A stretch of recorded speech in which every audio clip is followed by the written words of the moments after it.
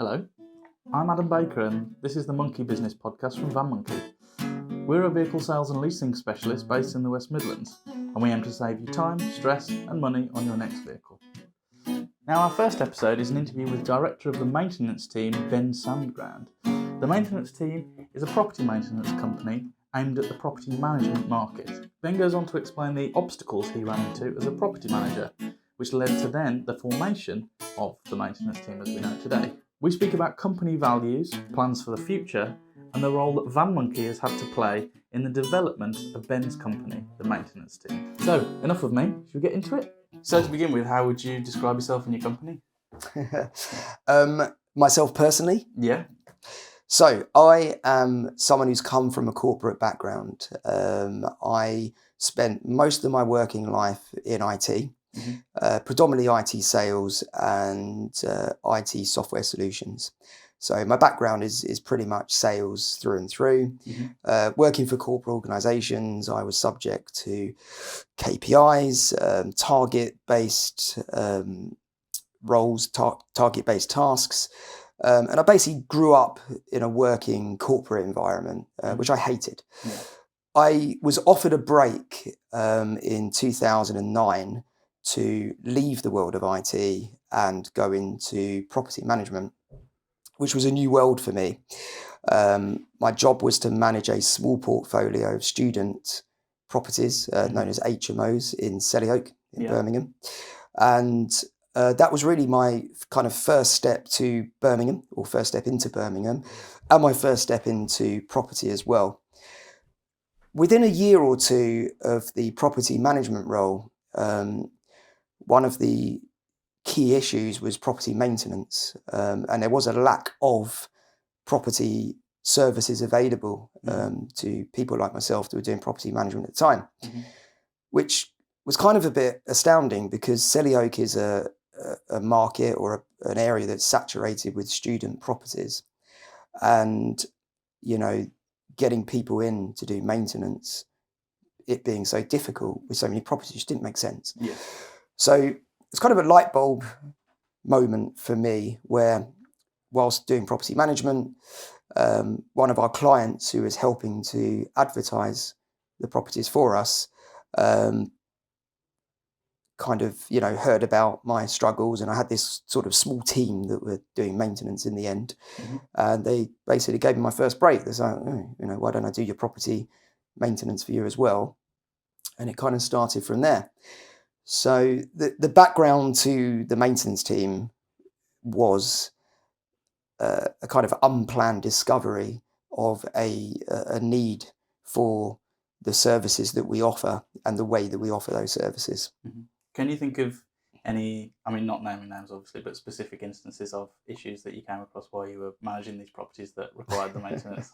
I'm sure there are quite a few. Oh, gosh, yeah. Well, listen, if you want to start off in property management, your best place is student lets, because that's where you really cut your teeth. Yeah.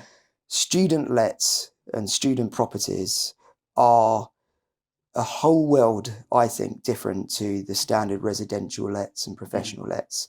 Yeah. Student lets or houses of multiple occupation, you're dealing with, for all intent and purposes, domestic sized properties that at one point in time were habited by families. And now you're adding 5, 6, 7, 8, even 10 human beings to a property, which has been extended, but the core was always intended for, light domestic use. Yeah.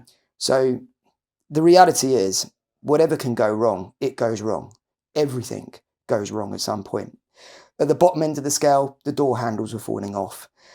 The middle of the scale, drunk students were one of the biggest issues. The holes that miraculously appeared in walls after a night out, but the following morning couldn't remember how that hole had appeared. The wall had opened itself up. The cracked window panes where a ball had been thrown at it, but hey, that's the weather, because it went from hot to cold, the glass smashed itself. So maintenance was interesting because some of the issues that came up, although they seemed quite standard on the surface, the way they came about was the whole story behind it. And not to put students down, and there are good student tenants, but there are also student tenants that, hey, listen, they're at uni and half of them, half of their time is studying, but the other half is partying, right? It's having a good time. Yeah. Having a good time often translates to house parties. So, my experience of property management and the need for property maintenance and property services couldn't be more prevalent than it was in student rentals. Mm-hmm. They were the number one consumer of daily property services. Yeah. So, and then to develop on to the maintenance team, how did that start? How did that come to fruition? So we, as I mentioned, I was doing property management. I was struggling to get contractors and tradespeople in to do work. Mm-hmm. I'd speak to other landlords and ask them for their contacts, but they were reluctant to give their numbers because the general consensus was, if I give you my contractor's number, he will then become too busy for me because he's, slim pickings. So there was a kind of reluctance to share. So that was one issue that I faced. Mm-hmm. The other issue was that for the people that we could get hold of, the ones who were available within an hour or straight away, we thought, well, that's great. But there was a reason for that. They couldn't do the job, right? And then the ones that were good and the ones that could do the job would make you feel as though they're doing you a favour, which was crazy. Like, I would go out to employ someone to take care of a maintenance task, but the way I was dealt with, the attitude I experienced, the lack of communication, I was almost led to feel like it was a privilege that that person had attended. Yeah. And God forbid if the task that they had attended to and billed us that we paid for went wrong within a day or two or a week, God forbid I call them up and tell them, I'm really sorry, but it's broken again. Well, they take it personally. They'd be upset. They wouldn't want to come back. So it was a real issue. And that was across the board. Mm-hmm. The issues were lack of competence, lack of communication, lack of professionalism, couldn't even turn up when they'd say they'd turn up, and, would they turn up? It was just a complete and utter nightmare. Yeah. So at the time we were doing development, so the landlord that I was working for, the property portfolio that I was managing, he was buying and developing at the same time. So we'd take on new properties almost on a kind of every month another property would come on. It would be gutted back to brick. Builders would come in and develop it, adding extra rooms, extensions. Yeah. And the honest truth is that the original builder at the time had a couple of labourers. One was a painter decorator, the other was a labourer, as a father and son. Mm-hmm. And the builder wasn't giving them a lot of work. And they came to us, to myself and the landlord, and they said, look, we're not getting much work from the builder. He's given us permission to approach you. Mm-hmm. Do you have any work for us? And that was amazing. I was like, this is great, because it's actually going to solve a problem of me having to go out to all these people and everything I just explained that's wrong with the labour market at the time. We got our own in-house team. So the maintenance team as it is today started not as the maintenance team, but as a father painter decorator and a son who was a labourer and a bit handy, DIY handyman. Yeah. And they would undertake all the repair tasks on the portfolio. And it got easier because, each property could have a minimum of one issue a day, but at its peak, you could have several tasks every day being emailed in about something that had gone wrong. Mm. So it was great that we had our own in-house team that could respond to that immediately, took the pressure off of us, because as property managers, we were under pressure to get issues resolved quickly to avoid instances of tenants not paying rent and, complaints and other issues. Yeah. So it started off with that team. And then the client I mentioned that we were advertising properties with had the same issues. We would advertise with their private rental department. Yeah. They were having the same issues with contractors, unreliable people, people not turning up, all the issues I had. And she said, I know you've got your own little team. I have an issue at a property. Do you think they would have a look at it for you, me? Mm-hmm. And I said, well, how about we go one step further? I'll become your maintenance team. And that literally was the first seed that was laid for the maintenance team. And from that point, is it 2013? It kind of started off in 2011. Mm-hmm.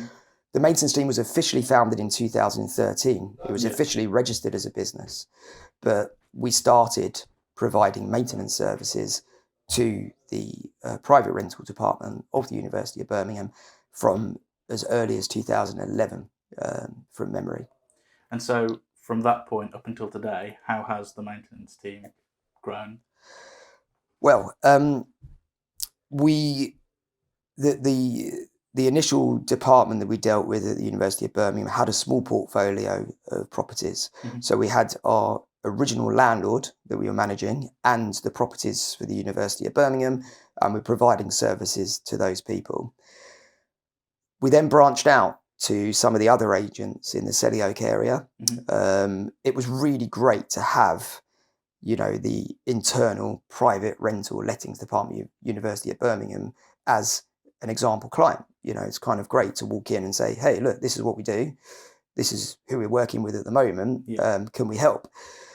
And it was then that it became apparent that, I think almost every letting agent that we would speak to back then had the same issues. Yeah. They were having to manage several contractors to sometimes just do one job, one property. Mm-hmm. It was a nightmare. And the headaches they had was, this is when the people did turn up. John would turn up, as an example, the electrician, and would say, well, Bob the gas engineer's caused the problem. Bob the gas engineer would say, well, John's caused the issue. And there'd almost be an internal fight for them, trying to manage, really just getting a job done. So the maintenance team grew organically.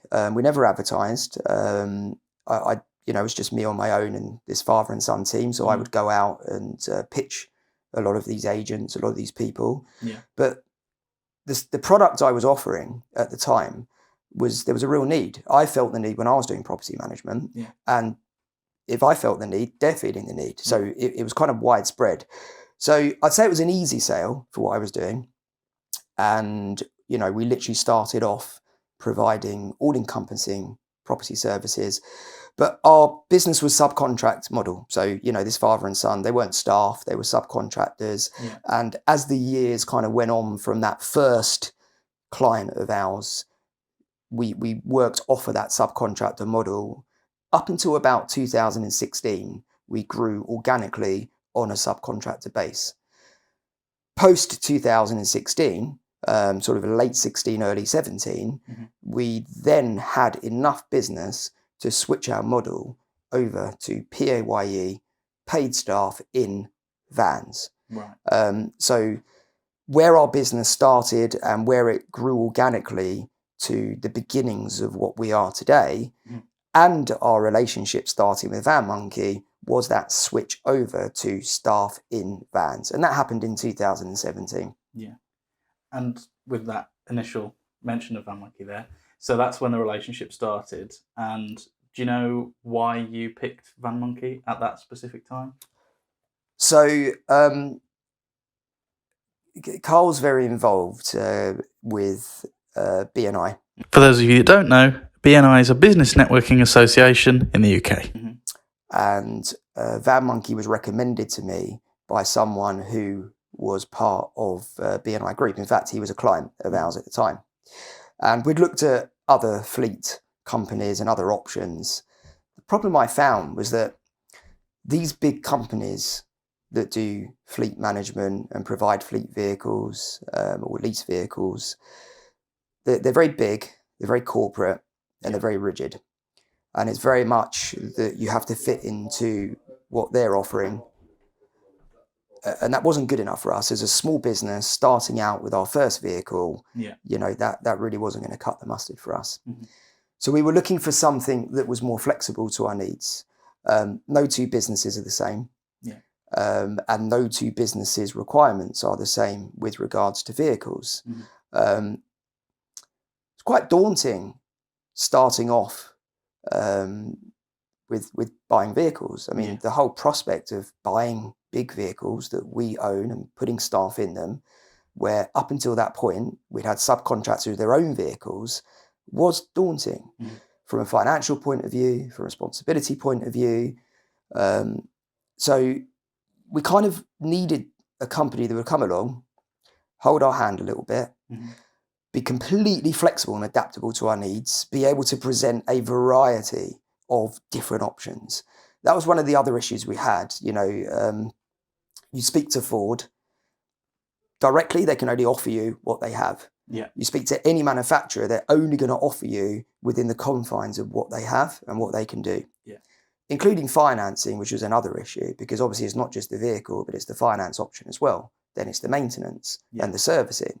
So owning a vehicle or leasing a vehicle, there's a lot of aspects around that you need to take consideration for.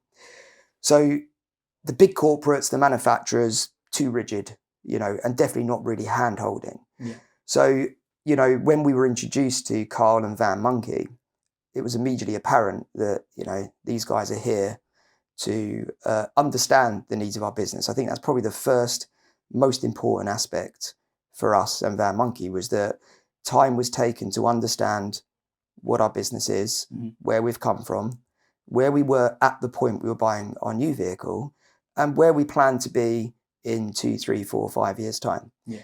Because the other consideration is that once you embark on your journey of your first fleet vehicle, it's not your only vehicle. No. You're starting a journey with several vehicles that are going to come down the line. And the other thing we found is that we ourselves have grown so quickly beyond expectation that where at the beginning of our journey, we thought, well, it's a van today, probably a van next year, and maybe a third year. We ended up with 4 vans in the first 3 years. Yeah. It was 4 vans in the first 3 years. I think they're all acquired within the first 2 years of that 3-year period. They were all ordered. So we experienced growth that we hadn't forecast or planned for, which is great. Yeah. But subsequently, vans needed to come quickly. And Van Monkey were, key to that. So the understanding of the business, the sort of semi-planning of where we might be, and the ability to just respond quickly to the needs of the business. We can't function without vehicles. As we recruit new engineers, we need to put them in a vehicle. Yeah. We can't afford to hold vehicles for the time when the engineers come. We don't have buckets of money to just stick them in a garage and say, right, we'll put our whole fleet in there. As and when staff join, we'll put them in. Choose your pick of exactly. That would be a nice luxury. And there are big corporate companies that have huge fleets of vehicles, and they can afford to hold on to some that can sit empty. So for us, it was like quick vehicle. Right, we've got a staff member joining at the beginning of the month. We're giving you 3-4 weeks notice, because we often recruit with not much notice. And that would be it. Go and get a van. And that's pretty much, the reasons from the start, and the reasons that we will only ever work with Van Monkey. Do you think, a lot of businesses these days talk about values and core values and beliefs and things, much more so than probably they used to. Do you think that is something that aligns the maintenance team and Van Monkey? And if so, what do you think those are? Absolutely. So, I speak, when I mention car, I obviously speak as Van Monkey as a whole. But one of the things that used to annoy me when I was doing property management was the dishonesty in the trades market, the huge dishonesty. Yeah. Some might refer to them as cowboys, some might refer to them as fly-by-night. But there was a huge amount of dishonesty, which led to a huge amount of distrust in the industry. So one of the biggest challenges I had developing the maintenance team was to kind of reset clients' expectations and beliefs on who we are as a property service industry. Yeah. So the values, one value that comes to mind instantly is honesty. I am an incredibly honest person, and I've always said and always believe and stand by the fact that honesty is always best policy. There's no point trying to dress things up, because those things soon become undressed and reveal what they really are. Yeah. There's no point telling people things that you think they want to hear, because eventually those things you say will fall away and the truth will be revealed. Credibility is the most important virtue that a company can have. Yeah. And I do believe Van Monkey share that.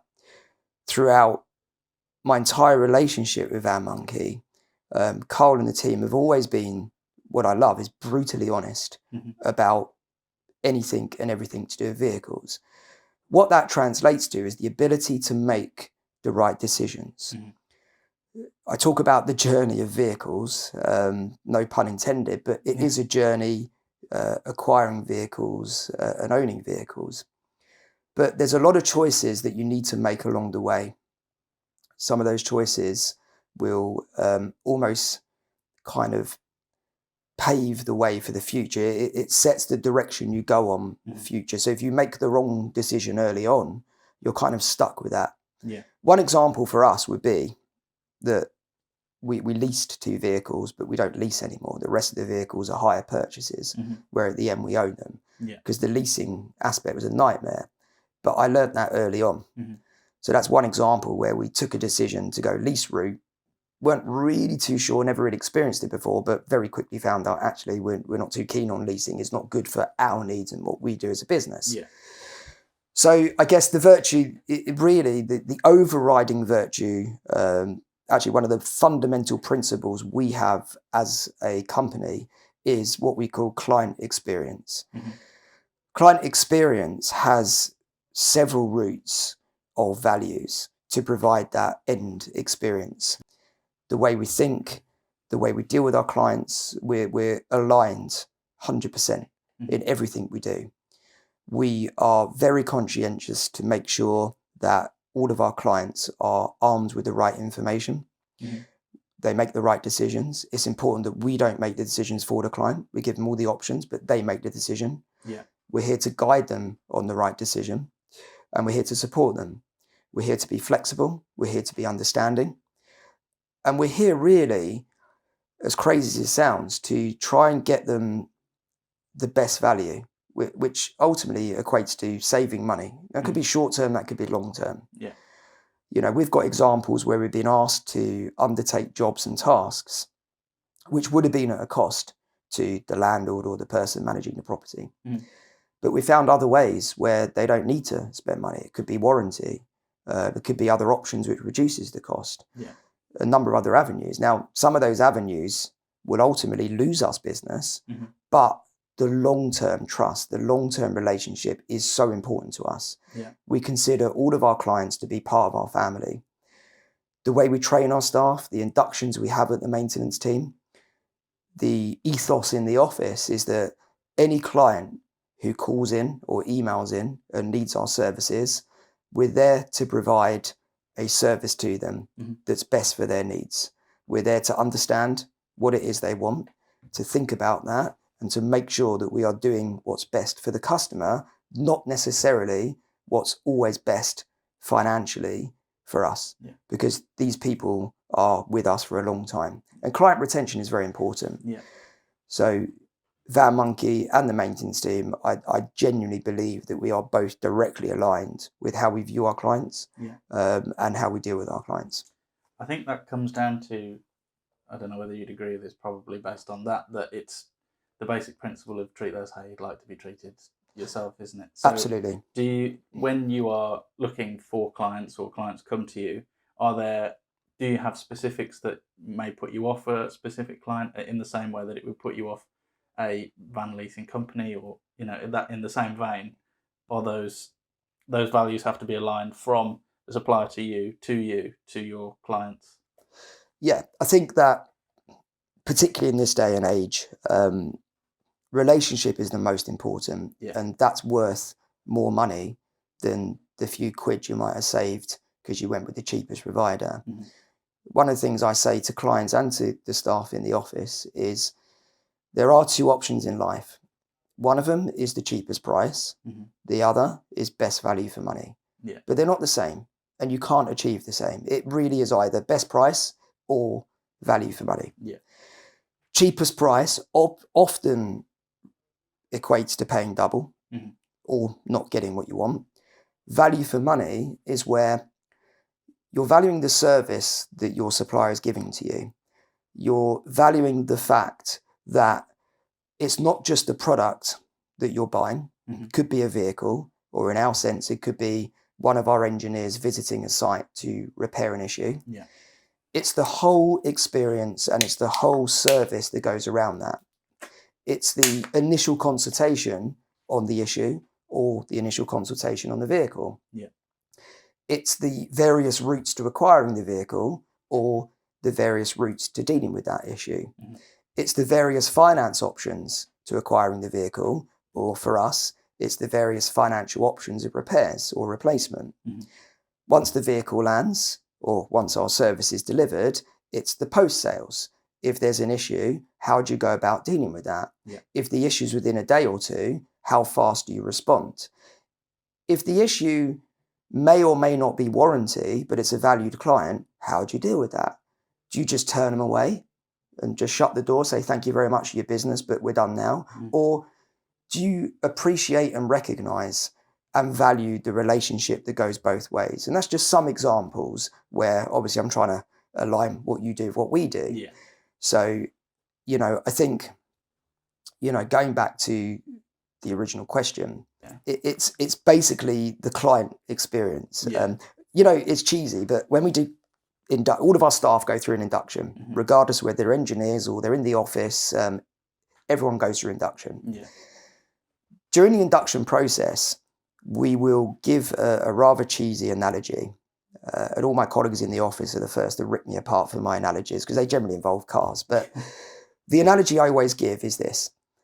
If you go to stay in a 5-star hotel anywhere in the world, from the second you walk through the door of that 5-star hotel, you're immediately given the sense and feeling that you are a VIP. Yeah. When you go to a concierge desk at a 5-star hotel, whatever your request is, so long as it's legal, they will do whatever it takes to fulfill that for you. And we at the maintenance team are the same. Mm-hmm. That's what we align ourselves with. It's a 5-star concierge style service. Mm-hmm. Customers often call us for advice or for assistance. Mm-hmm. Some of those pieces of advice or some of those requests for assistance, we're not billing, we're not invoicing for it. It's not a service that we advertise or charge for. Yeah. It's an example of that 5-star concierge service that clients, on one hand, are utilising as a property services, mm-hmm. but on the other hand, we're there to support them in a whole variety of other ways. We host monthly webinars mm-hmm. on industry changes and things that are relevant to property management. That was something that was missing for me.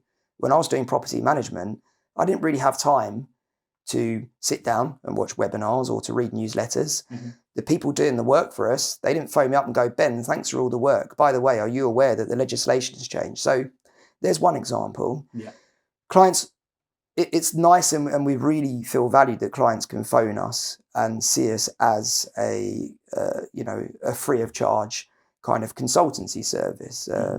I say consultancy in the loose term because we're not obviously registered to do that, but we are armed with information. We're registered with the NIC for electrical. So we are completely up to date on what the latest electrical regulations are. So if clients call in with questions, we can answer that. Same for gas, same for plumbing, whatever we have qualifications or accreditations in, we in turn can either answer questions or have the right places to go and get the information to them. Mm-hmm. So hopefully that. And with that client information, what would your ideal Google review be? What would it say? What were a few key things in there? That's a tough question. I wasn't prepared for that one. What would the ideal Google review say? I think a summary of the most ideal Google review would be where we as a company are recognised for the value that we add to our clients' mm-hmm. Need for property services. That's the most important thing for us. The value is the kind of cream on the top that you don't need to pay for. You buy a hot chocolate, you're paying for the hot chocolate. If you want cream and chocolate sprinkles, well, that's a free of charge extra. Mm-hmm. And that really is the kind of reviews that would be nice for us. Yeah. And what about plans for the future? What's on the horizon for the maintenance team?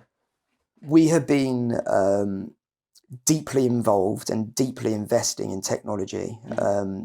I am a huge believer that the future for our business, and any business for that matter, is technology. Yeah.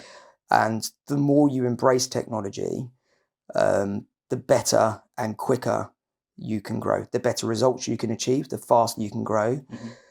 We're very process driven as a business as well. We have, thousands of processes for all different things.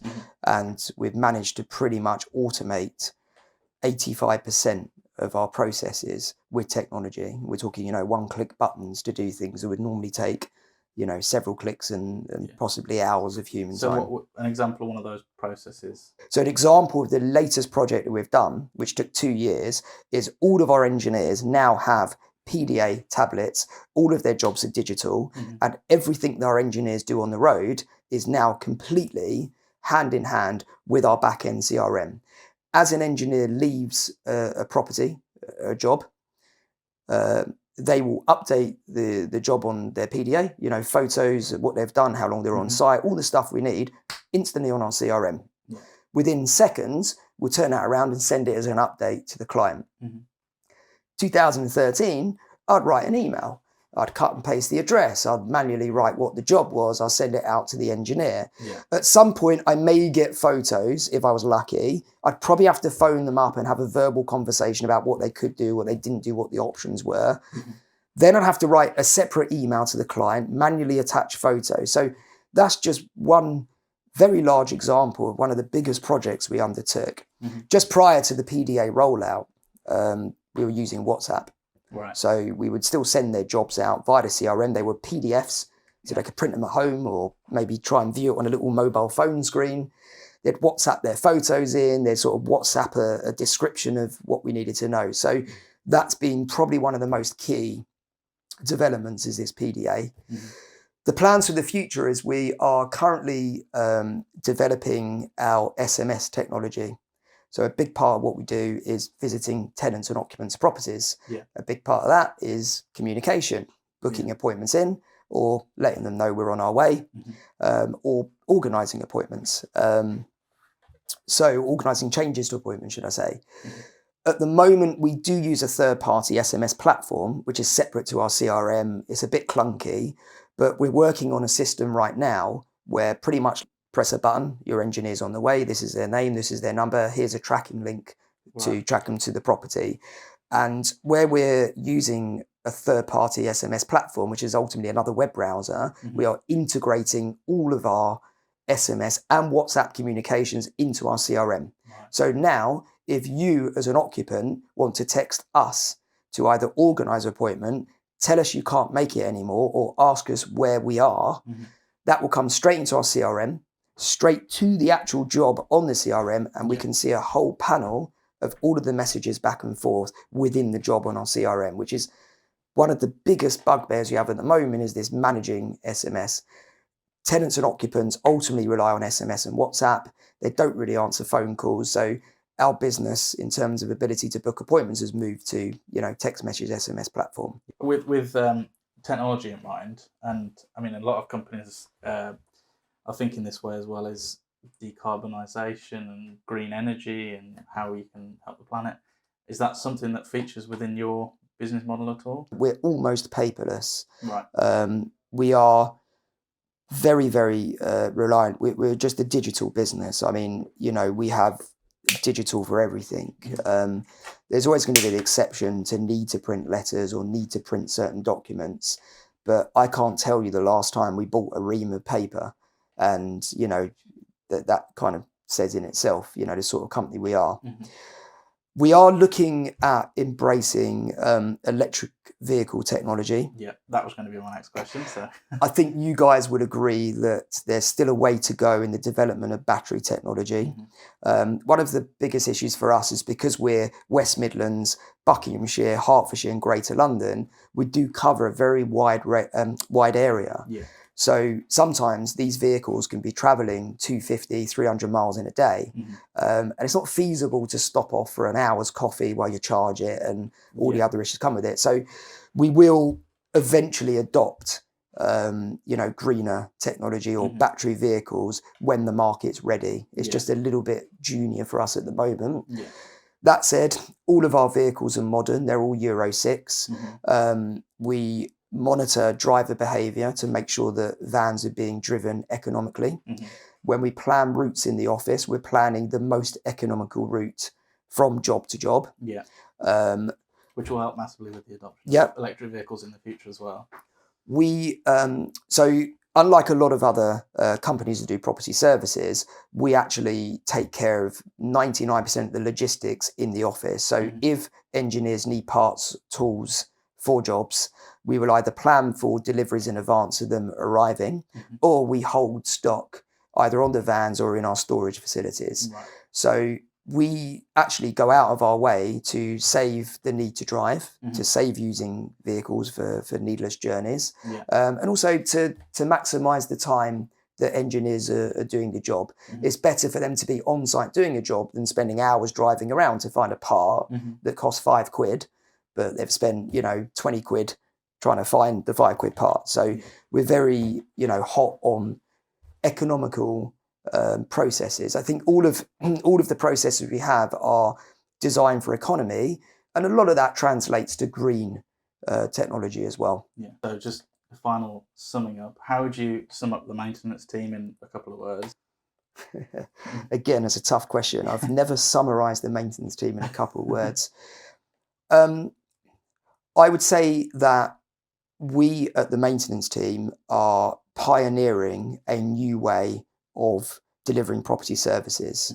Having come from a property management background, we as a property services company have been designed, ground up by myself, coming from a property management background, which is rare. Yeah. Most of the property services companies out there will not have come from a property management background. Having come from a property management background, everything we do, the way we do it, the way we deliver our services, the client experience is directly aligned with what I needed when I did property management and the understanding of what property managers need today. Yeah. So addressing your past problems, I suppose, with the new solution of your business. Yeah. It's not just the need for someone to go and repair an issue. Yeah. It's everything else that goes around that, which, I explained earlier, the communication, the photographs, the booking in of appointments, the reliability, the consistency, the quality of work, the longevity of the work, the consultation on the right solutions, the giving the right information so the right decisions can be made, so there's no regrets later on that had they been given the right information, they may have taken a different decision. All of that's born from property management. And it's what makes us unique. I mean, our bespoke software platform and the reports we send out to clients, the speed that we can book appointments in and respond, particularly to urgent and emergency situations, the understanding we have, that is all unique to our business.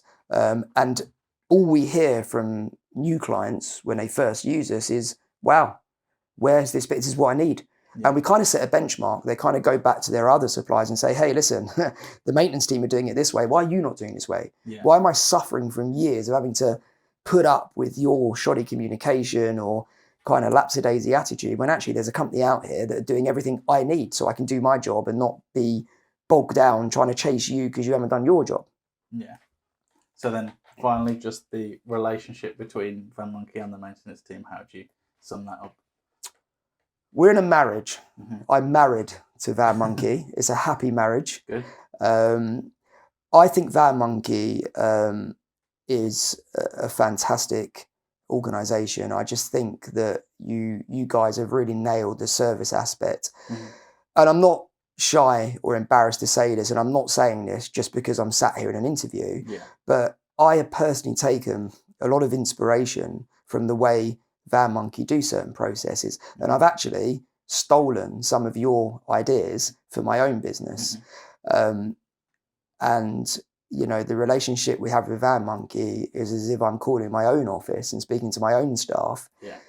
I've got complete confidence that whatever I need will be taken care of. I often call for things that aren't billable. It's not a service you're going to charge me for, but I need advice, or I'm stuck, or one of my vehicles has given me problems, or a certain breakdown provider isn't doing what they're meant to do. And, my instinctive reaction whenever we have vehicle problems, actually, I'm sorry to say, is, right, call Van Monkey, they'll sort it. Yeah. You guys are our first port of call. Mm-hmm. Even for vehicles that we have that maybe come through other avenues before our relationship with Van Monkey, mm-hmm. we'll call you guys for assistance. Yeah. So it's a lovely marriage, and we are, increasing the size of the family almost on a monthly basis. So if we're in the marriage, the vans are the children? Well, I was going to say that, and I was like, is this getting a bit kind of strange? But it is in a way, it's, look, vans are a fundamental part of our business. We can't survive without vans. We need vans. There's no two ways about it. Sometimes I see vans as a necessary evil, mm-hmm. Which they are, and they are the necessary evil, because if they break down, it has a catastrophic effect on the business. And if we can't get vans, again, we can't put engineers out to work. So both of those are, necessities for us. Mm-hmm. But, it's comforting that we've got a supplier that we've got such a good relationship with, that it's a marriage because we understand each other's businesses. Mm-hmm. We understand that we're both of the same mindset, that we'll always go over and above mm-hmm. to help clients, regardless of what the request is. Yeah. And we know that we're in it for the long term. It's a long-term relationship. It's not just, let me take one van today and I'll see you later. I'll go get a price from someone else. And, some companies will buy vans from several suppliers. Yeah. But the problem is they've got no relationship, and they can call any one of those suppliers. How do you ask a supplier for help if you haven't acquired all the vehicles from them and someone else? Surely the logical answer would be like, well, that van didn't come from us. Have you tried the other supplier? Yeah. And the answer might be, yeah, I did, but they don't want to help. I know you guys help. So, it's a lovely marriage. It's a beautiful marriage with lots of children. Expensive children. Well, thank you very much for taking the time to talk to me today. I hope the marriage lasts for a lot longer. Pleasure. Thank you very much. All right, no worries. I think with Ben and the maintenance team, it's a classic gap in the market style business.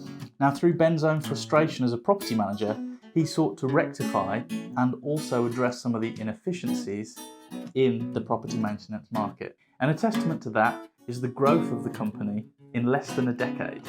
In an era of somewhat waning honesty, Ben's focus upon it, linked to how he viewed the relationship with Van Monkey, was not so much enlightening as it was restorative, like a sigh of relief. I don't think trust has ever held such an importance in the business world as it does now. And it's reassuring to know that we're doing something right on that front, and hearing it from one of the businesses we work with is especially important.